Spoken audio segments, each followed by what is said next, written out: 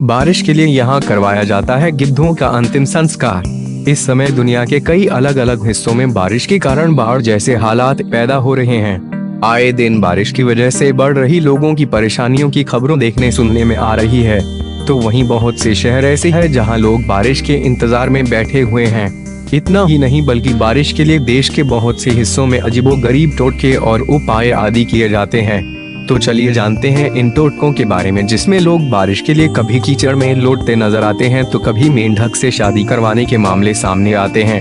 कुछ ऐसे हैं ये अजीबोगरीब टोटके। कुत्ते और कुतिया की शादी। बताया जाता है कि इंदौर के मूसाखेड़ी इलाके में बारिश के लिए लोग यहाँ कुत्ते और कुतिया की प्रतीकात्मक शादी रचाते हैं।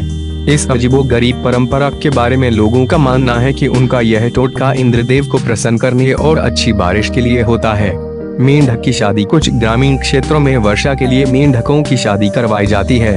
मान्यता है ऐसा करने से अच्छी वर्षा होती है। शिवलिंग को पानी के अंदर डुबोना। देश के कुछ क्षेत्रों में अच्छी बारिश के लिए भगवान शिव के मंदिर में शिवलिंग को पूरी तरह पानी में डुबो दिया जाता है।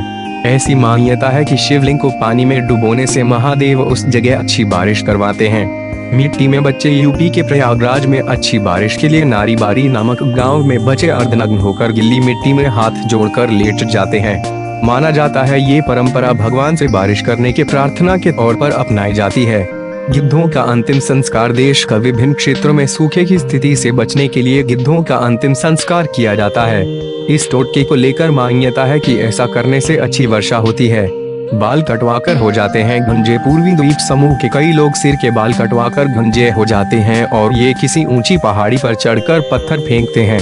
यहाँ के लोगों का मानना है कि ऐसा करने से जल्दी बारिश हो जाती है।